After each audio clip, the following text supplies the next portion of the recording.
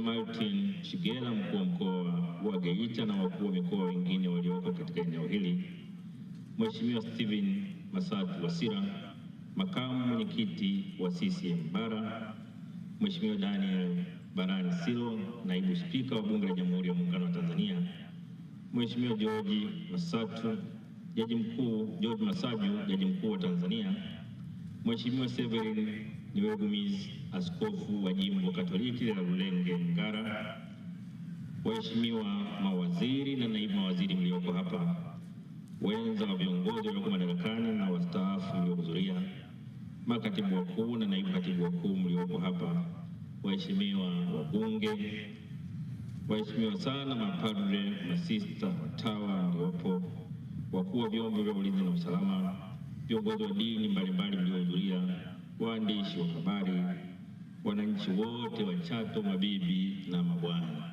Tumsifu Yesu Kristo. Assalamu alaikum. Sasa kabla sijaanza kusoma salamu kwa niaba ya Mheshimiwa Rais wa Jamhuri ya Muungano wa Tanzania, nianze na hili la harambee, maana hili sio jambo dogo.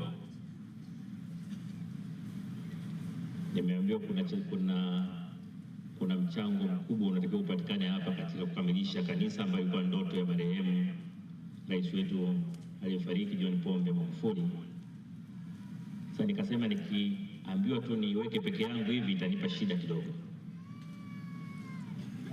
Kwa nikasema basi niwaombe watu watatu waanze kujadiliana sasa hivi, wakati mimi nikiendelea wao waanze kikao kabisa huko cha kupanga mkakati, afu tukimaliza watakuja na mkakati. Wa kwanza ni waziri wa nchi utumishi Ridhiwani Kikwete. Wa pili mkuu wa mkoa wa Geita Martin Shigela. Wa tatu naibu waziri mkuu mstaafu Doto Biteko. Nyinyi msinisikilize, nyinyi nendeni mkapange mpango wa namna ya kupata hizo fedha. Mtakaporudi tunashirikiana sasa hapa. Na waangalia kama mnaondoka.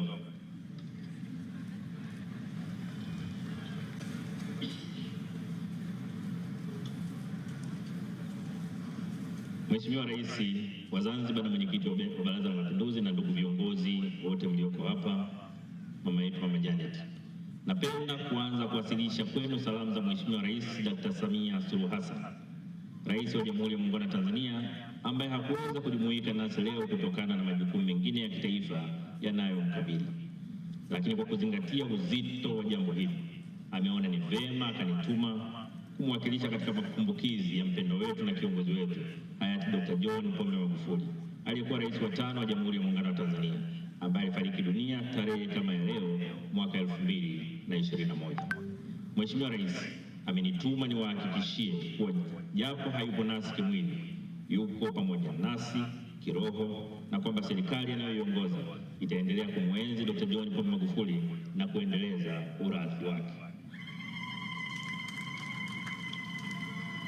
Kabla sijaendelea, naomba niungane na viongozi wetu wa dini waliotongozea ibada ya misa takatifu na wote walionitangulia kuzungumza kumshukuru Mwenyezi Mungu, kwanza kwa kuwezesha kufanyika kwa tukio hili, na pili kwa kutupa kibali cha kushiriki katika tukio hili.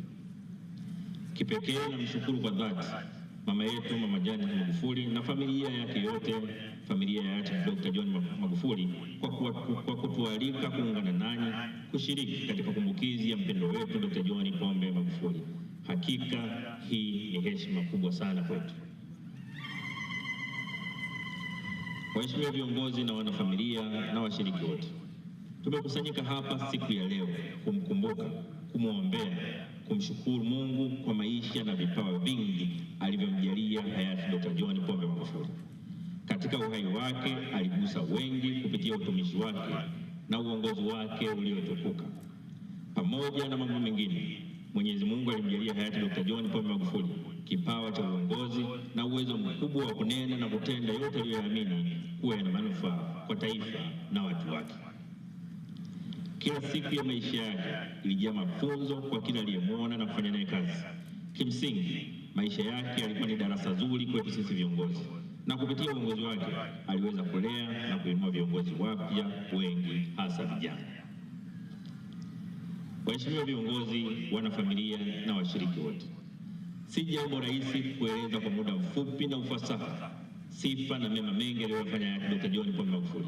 Ninachoweza kufanya kwa sasa ni kueleza mambo makubwa matatu ninayoona yanatupatia mafundisho kutokana na maisha yake na ambayo tukiyashika tutaweza kumwenzi kwa vitendo kama ifuatavyo. La kwanza, kutoka kwa hayati Magufuli tunajifunza wito wa kila Mtanzania kujitoa na kufanya kazi kwa bidii. Hayati Dr. John Pombe Magufuli alijitambulisha kwa falsafa yake ya hapa kazi. Alitaka kila mtu kujituma na kutoa mchango wake kwa taifa kwa njia ya kazi. Aliamini kuwa hiyo ndiyo njia pekee inaweza kutoa katika umaskini, katika ngazi ya mtu mmoja mmoja, kaya na hata taifa kwa ujumla. Mara zote alisisitiza kufanya kazi kwa weledi na bidii kwa kiwango cha juu sana, iwe katika masomo, kazi za nyumbani, ofisini, kilimo, viwanda, biashara au utoaji wa huduma kwa jamii. Pili, katika uongozi tunajifunza kutoka kwa hayati John Pombe Magufuli ujasiri na uthubutu wake katika kufanya maamuzi magumu yenye manufaa kwa taifa letu. Alitufundisha umuhimu wa kuwajibika na kusimamia misingi ya haki na usawa katika kuwahudumia wananchi wote. Hakuyumbishwa katika kupiga vita uzembe wala rushwa. Tatu, alitufundisha kwamba hatima ya Tanzania na Afrika kwa ujumla iko mikononi mwetu wenyewe. Alinukuliwa mara kadhaa akisisitiza kuwa tuna utajiri mkubwa wa rasilimali ambazo tukizilinda na kuzitumia vizuri zinaweza kututoa katika umaskini. Aliahidi kuwa wajibu wa kutatua matatizo ya nchi yetu ya kijamii. Aliamini kuwa wajibu wa kutatua matatizo ya nchi yetu ya kijamii, kisiasa au kiuchumi yako mikononi mwetu sisi wenyewe. Kwa mantiki hiyo, alipingana na dhana ya utegemezi ili kuepukana na athari zake. Waheshimiwa viongozi, wanafamilia na washiriki wote, kwa kutambua na kuenzi mchango wa hayati John Pombe Magufuli, Mheshimiwa Rais Dr. Samia Suluhu Hassan amekuwa akifuatilia kwa karibu ujenzi wa makumbusho yake hapa Chato. Mheshimiwa Rais ametaarifiwa kwamba ili ujenzi wa makumbusho ya hayati Pombe Magufuli yakamilike, zimepungua kiasi cha shilingi milioni 100 ili kukamilisha makumbusho yake hayo. Ninafurahi kuwajulisha kuwa Mheshimiwa Rais ameamua kutoa fedha hizo zote ili kukamilisha kazi hiyo.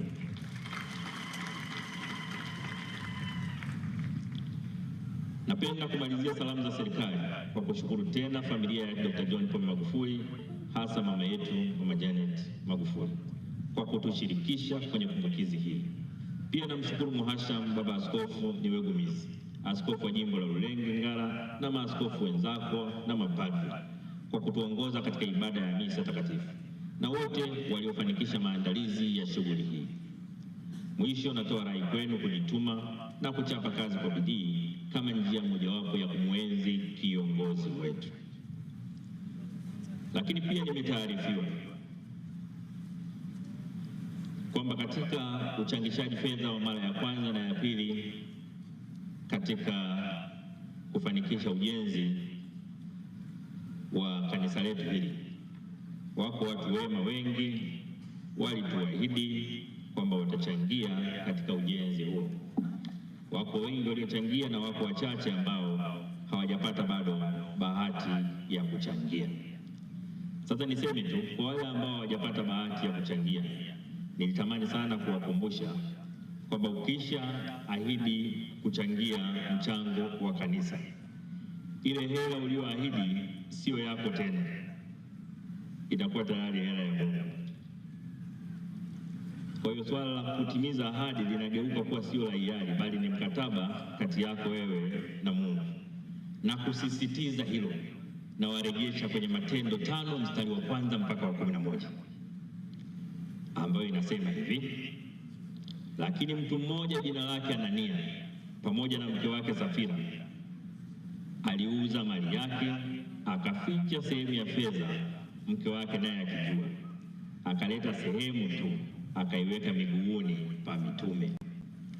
Petro akasema, Anania, mbona shetani ameujaza moyo wako kumdanganya Roho Mtakatifu na kuficha sehemu ya thamani ya shamba? lilikuwepo si lako, na baada ya kuliuza fedha haikuwa mikononi mwako. Mbona umeazimu jambo hili moyoni mwako, hukumdanganya wanadamu bali Mungu? Anania aliposikia maneno haya akaanguka akakata roho. Hofu kubwa ikawapata wote waliosikia. Vijana wakasimama wakamfunika, wakamtoa nje, wakamzika. Baada ya muda kama saa 3 mke wake naye akaingia, hajui yaliyotokea. Petro akamuuliza, niambie, mmeuza shamba kwa kiasi hiki? Akasema, ndiyo, kwa kiasi hicho. Petro akamwambia, imekuwaje mmekubaliana kumjaribu Roho wa Bwana? Tazama, miguu ya wale waliomzika mume wako iko mlangoni, nao watakutoa wewe pia. Mara akaanguka miguuni pake akakata roho. Vijana wakaingia wakamkuta amekufa, wakamtoa nje, wakamzika karibu na mume wake. Hofu ikaingia katika kanisa lote na wote waliosikia mambo hayo. Sasa sijasema ambao mtatoa ahadi zenu mtakufa leo, lakini ujumbe wenu ndio huo. Sasa baada ya kuyasema hayo, tuendelee kwanza kumshukuru sana Mungu. Tuna taifa moja zuri sana. Tanzania ni taifa pekee ambalo unakuta mwenyekiti wa kamati ya kuchangisha ujenzi wa msikiti ni Mkristo, au mwenyekiti wa kamati ya kuchangisha ujenzi wa kanisa ni Muislamu. Tunachangiana bila aibu. Nakumbuka hata baba wa taifa alisimamia na kutafuta fedha ya kujenga msikiti wa Butiama. Hili ndio taifa letu lililojengwa. Huwezi kutofautisha watu kutokana na misingi iliyojengwa na wazee wetu. Kwa hiyo ninayo furaha ya pekee kwamba tuna nchi nzuri mno. Tunao wajibu wa kuendeleza urithi huu wa kipekee ambao tunao. Tuendelee kupendana na kutazamana kama Watanzania. Huu ndio urithi mkubwa kuliko yote tulionayo. Lakini pia niseme, mimi nina wake wawili, lakini leo nimekuja na mmoja tu. Nimekuja na mke mkubwa, mdogo wa kupata nafasi. Sasa nitakuwa nimefanya jambo baya sana kama sitamtambulisha mke wangu mkubwa. Bi Fatuma Karume, hebu simama. Huyu ndio mke wangu mkubwa, Bi Fatuma Karume.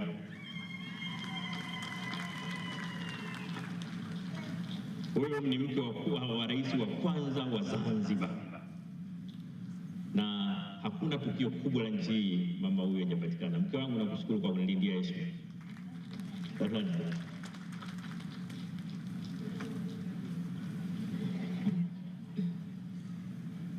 Roho ya marehemu Dr. John Pombe Magufuli ipate rehema kwa Mungu, apumzike kwa amani. Tumsifu Yesu Kristo.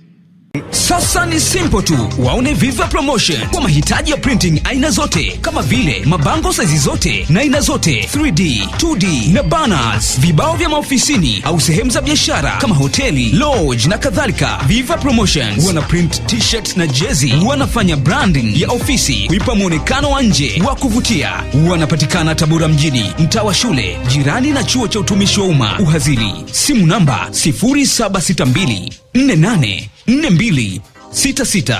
Instagram @viva_promotion.